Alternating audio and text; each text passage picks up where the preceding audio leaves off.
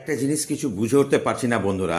আমরা জানি যে আপনার ভিডিও বা রিলস যদি খুব ভালো মানের হয় তাহলে আপনার অ্যালগরিদম এমনই একটা ব্যাপার যেটা খুব ভাইরাল করে দেবে।